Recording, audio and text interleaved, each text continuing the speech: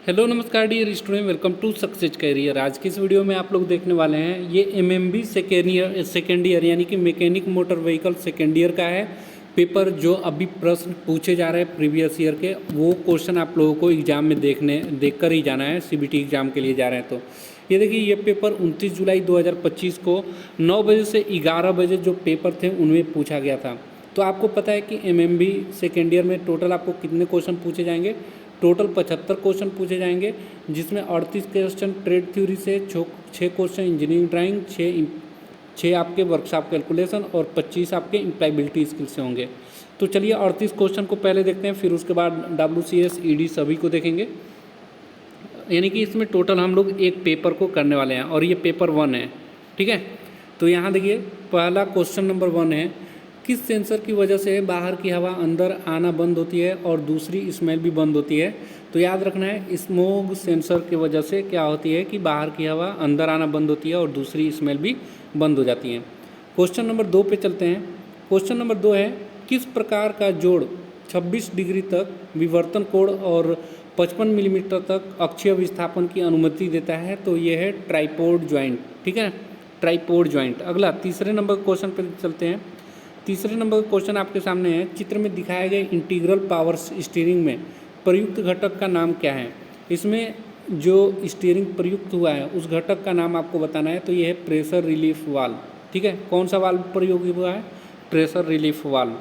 आगे बढ़ते हैं। क्वेश्चन नंबर 4 दिया है, चित्र में दिखाए गए क्लच का नाम। ये कौन सा क्लच आपको दिखाया गया? तो ये है single plate clutch with coil spring.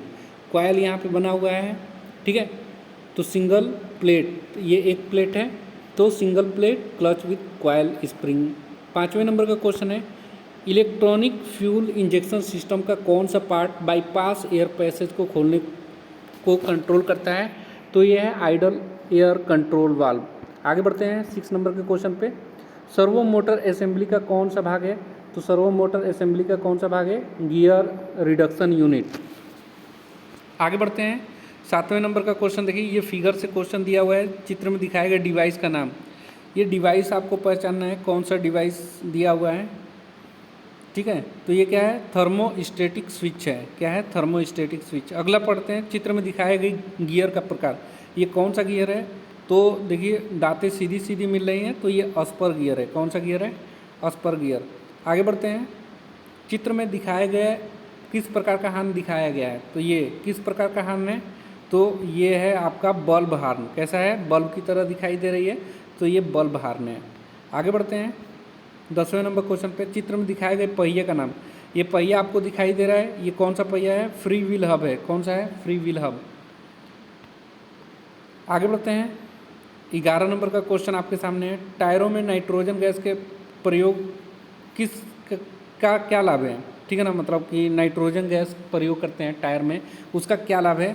तो ये टायरों की लाइफ बढ़ा देती है। क्या करती है? टायर की लाइफ बढ़ा देती है। आगे बढ़ते हैं। दिया चित्र में दिखाए गए प्रारंभिक सर्किट में एक्स में चिन्हित भाग का नाम, जो एक्स के रूप में चिन्हित भाग दिया गया है यहाँ पे, इस पार्ट्स का नाम आपको बताना है एक्स के रूप में, ठीक है। तो ये कौन सा पार्ट्स है? ये प्लंजर है। कौन सा पार्ट है? प्लंजर। बस वीडियो आप लोग देख लीजिए, आपको याद होते जाएंगे।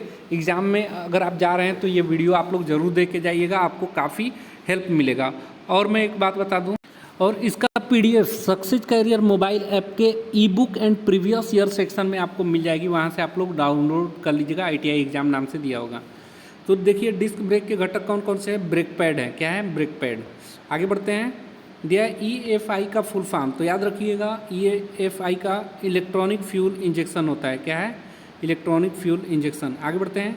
सेमी मेटालिक ब्रेक लाइनिंग कौन सी धातु मिश्रण होती है? तो ये फाइन पॉलिश स्टील वूल होता है, ठीक है। आगे बढ़ते हैं 16 नंबर के क्वेश्चन पे।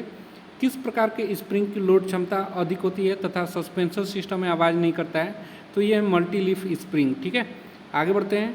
दिया लीफ स्प्रिंग के साथ साइकिल का क्या कार्य है? तो साइकिल का जो कार्य है, स्प्रिंग की लंबाई बदलने की अनुमति देता है साइकिल, ठीक है।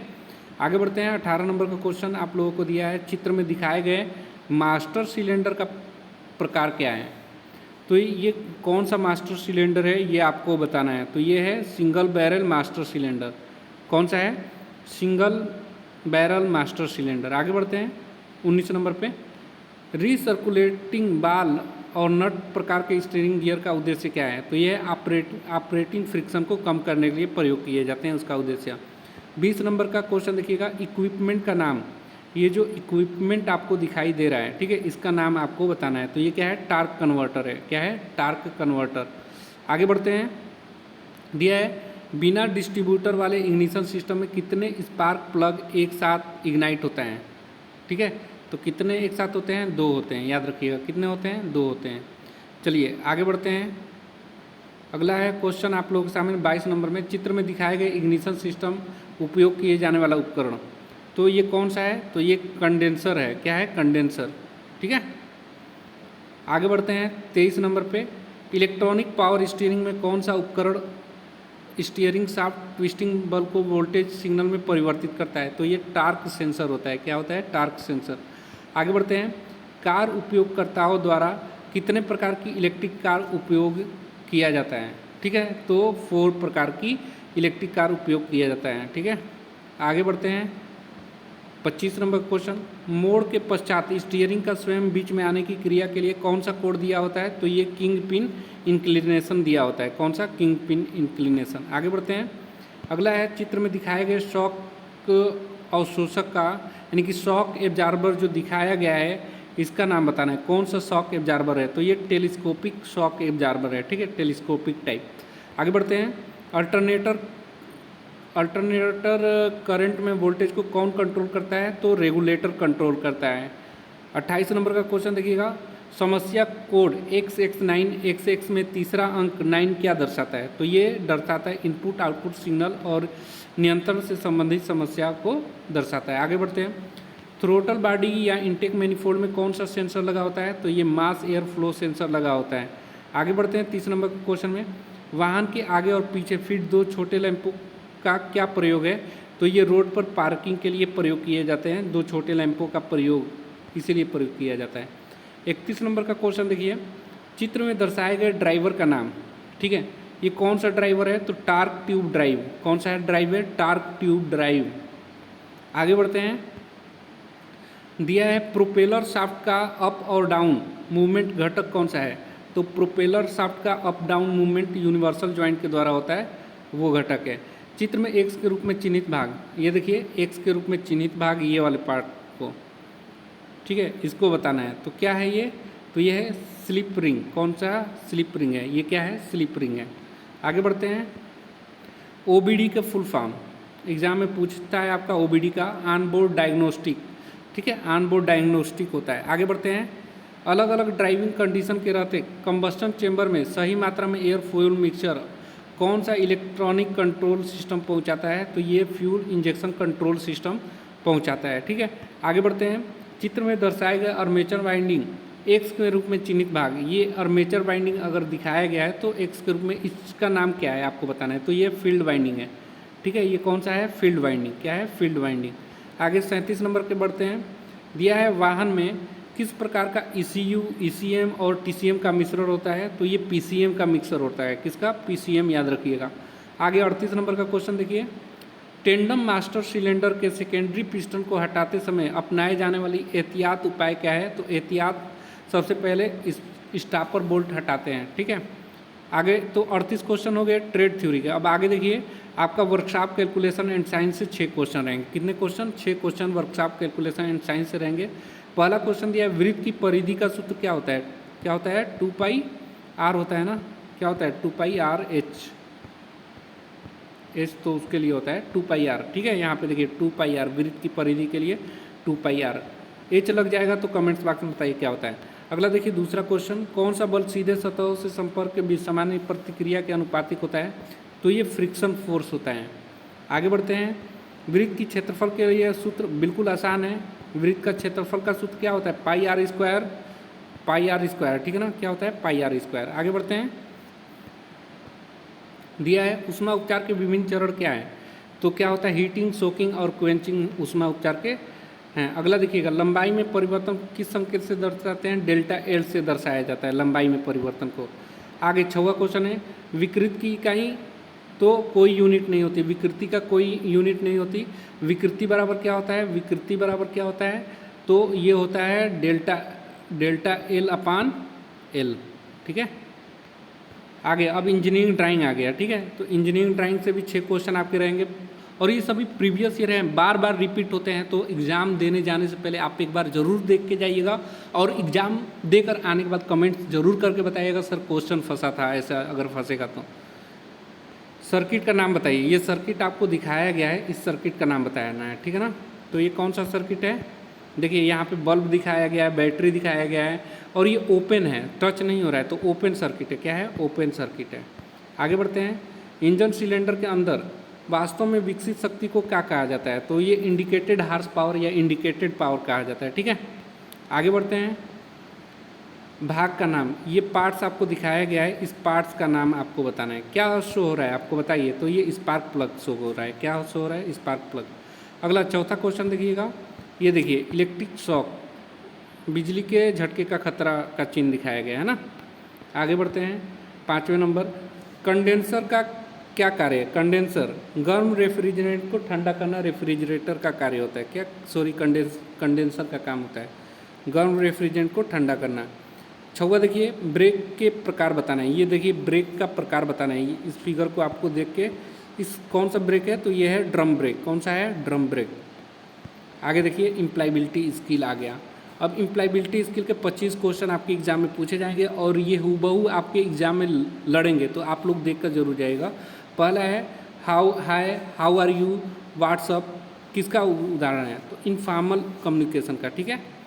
हाय बोल दिया ना, हाय कैसे हो, ये सब बोल, इनफॉर्मल एजुकेशन, इनफॉर्मल कम्युनिकेशन में आता है। आगे स्वरोजगार से क्या लाभ है, तो स्वरोजगार का मतलब क्या होता है, अपने काम से सीधे कमाई होती है, स्वरोजगार कहलाता है उसे। तीसरा क्वेश्चन है, एक वायरलेस तकनीक से जो लैपटॉप को इंटरनेट से जोड़ता है उसे वाईफाई कहते हैं। क्या कहते हैं, वाईफाई तो कहते हैं, वाईफाई के थ्रू ही तो लैपटॉप को भी जोड़ा जाता है बिना वायर के।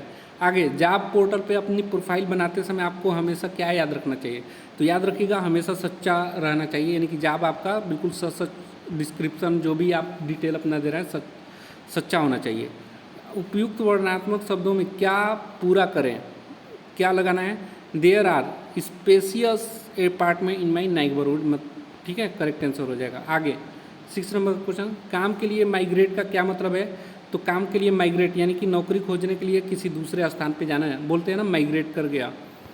आगे देखिएगा, कौन सा शब्द उस व्यक्ति का वर्णन करता है जो हमेशा अपशिष्ट पदार्थों को पुनः उपयोग के नए तरीके आजमा रहा है, तो उसे हम बोलते हैं आइडियल पर्सन, ठीक है, आइडिया पर्सन।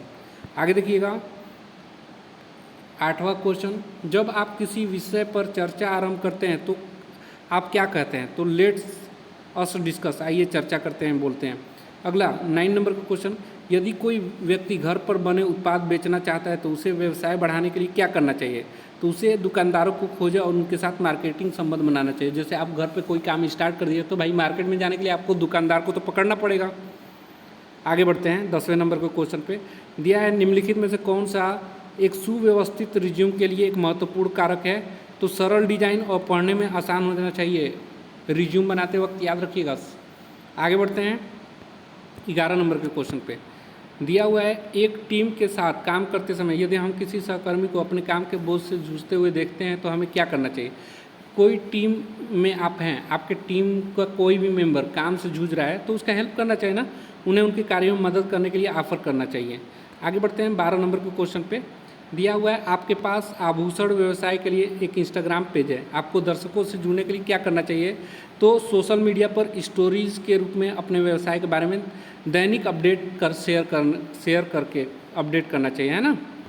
आगे बढ़ते हैं, ग्रीन माइंडसेट रखने का क्या मतलब है, तो ग्रीन माइंडसेट का मतलब होता है पर्यावरण की देखभाल करना और संसाधनों की बुद्धिमानी से उपयोग करना होता है, ठीक है। आगे बढ़ते हैं, कार्य नैतिकता क्या है, कार्य तो मोरल वैल्यू एट वर्क, ठीक है, कार्य की नैतिकता का मतलब होता है। आगे देखिएगा, यदि आपको नई नौकरी के लिए अपने स्थान से किसी नए शहर में माइग्रेट करना पड़े तो सुरक्षित माइग्रेट के लिए आप क्या करेंगे, तो नए शहर में रहने के बारे में शोध करेंगे कि कहाँ पे कौन सा सामान मिलेगा, कौन सी दुकानें हैं, कैसे रहना है, कहाँ पानी मिलेगा, ठीक है। आगे बढ़ते हैं, जॉब पोर्टल क्या है, तो जॉब पोर्टल तो आपको पता है कि जिस पे हम लोग नौकरियाँ खोजते हैं, एक वेबसाइट जहाँ कंपनियाँ नौकरियाँ पोस्ट करती हैं और उसके लिए सर्च अप्लाई कर सकते हैं। आगे देखिएगा 17 नंबर का क्वेश्चन, फिक्स, मीजर, पुल, लिफ्ट, ग्राइंड, मिक्स, ऑपरेट, ये किसके उदाहरण हैं? तो ये सभी फिक्स करना, मीजर मतलब मापना, पुल मतलब खींचना, लिफ्ट मतलब उठाना, ग्राइंड में पीसना, मिक्स मतलब मिश्रण, ऑपरेट में चलाना, ये सभी वर्ब हैं। और वर्ब को हम क्या बोलते हैं? एक्शन वर्ड बोलते हैं। ठीक है। 18 नंबर का क्वेश्चन देखिए, एक मजबूत कार्य नीति क्यों महत्वपूर्ण है? क्योंकि कुशल उत्पाद हो इसलिए। 19 नंबर का क्वेश्चन देखिएगा, लिंक्डइन आपको नौकरी खोजने में कैसे मदद कर सकता है? तो लिंक्डइन से कैसे मदद होता है? आपको कंपनी प्रोफेशनल से तेज़ी से जोड़ रहा है, इसलिए लिंक्डइन मदद करता है। आगे 20 नंबर क्वेश्चन नंबर 20 देखिएगा, मानसिक और शारीरिक गतिविधियों के बीच में संतुलन बनाए रखने में कौन हमारी मदद करेगा? तो हमारी हॉबीज़ जो हैं वो मदद करती हैं। आगे बढ़ते हैं 21 नंबर पे, दिया हुआ है कि निम्नलिखित में से कौन सा तरीका लोगों के साथ अच्छा काम करने में आपकी मदद करती है? तो चुनौतीपूर्ण स्थितियों में शांत रहकर ध्यान देना ये मदद करती है। आगे बढ़ते हैं 22 नंबर, जब आपकी टीम का प्रोजेक्ट असफल हो जाता है तो एक लीडर के रूप में आपका क्या करेंगे? तो एक लीडर के रूप में गलतियों से सीखने के लिए प्रोत्साहित करना चाहिए। आगे बढ़ते हैं 23 नंबर का question, user skill India digital platform तक कैसे पहुंचता है? तो कंप्यूटर, टैबलेट और फ़ोन के माध्यम से स्किल इंडिया डिजिटल प्लेटफॉर्म तक पहुंचता है। आगे बढ़ते हैं, यदि आपके सहकर्मी, ठीक है 24 नंबर का है, यदि आपके सहकर्मी आपके प्रोजेक्ट विचार से सहमत नहीं है तो उद्यमशीलता की मानसिकता के साथ इसे संभालने का एक अच्छा तरीका क्या है? तो एक अच्छा तरीका होता है कि फीडबैक मांगकर उनकी मदद में अपने विचारों को बेहतर बनाना चाहिए। आगे बढ़ते हैं 25 नंबर पे, क्या चीज़ बड़े पैमाने पर उद्यमशीलता को प्रोत्साहित करती है? तो न्यू बिजनेस अपॉर्चुनिटी, ये जो है ये बड़े पैमाने पर उद्यमिता को प्रोत्साहित करती है। आगे बढ़ते हैं 26 नंबर के क्वेश्चन पे, थोड़ा इधर ये कोडिंग भाषा में लिख दिया है भाई, चलिए कोई बात नहीं। अभी ये तीसरा किसका है? वर्कशॉप कैलकुलेशन है, देख लेते हैं, एक बार देख लेता हूँ मैं। 25 भाई नहीं, क्वेश्चन नंबर 4 आ गया, इंडिपेंडेंस सस्पेंशन सिस्टम का क्या हानि है? तो ये रख रखाव कीमत अधिक होता है। आगे बढ़ते हैं, 1 मिनट। तो ये आगे का जो क्वेश्चन है ना, ये पेपर अलग है, ठीक है, पेपर नंबर 2 में हम लोग चले जा रहे हैं। ठीक है, यानी कि यहाँ पे देखिए इम्प्लाइबिलिटी स्किल हम लोग कर रहे थे, 25 तक क्वेश्चन इम्प्लाइबिलिटी स्किल के भी हो गए। तो आपको एमएमबी में आपके टोटल 75 क्वेश्चन आएंगे, आपको पता है। तो 38 तो आपके trade theory, 6 workshop calculation, 6 engineering drawing और 25 इम्प्लाइबिलिटी स्किल। तो 25 इम्प्लाइबिलिटी स्किल हो गया। तो ये पेपर 1 हो गया। आगे के पेपर 2 हैं जो कि हम लोग करेंगे, यहाँ पे नाम वगैरह है, ठीक है, कोई इशू नहीं है, आगे हम लोग इसके करेंगे। बाकी किसी तरह की क्वेरी होगी तो कमेंट्स बॉक्स में पूछ लीजिएगा। तब तक के लिए बाय, जय हिंद।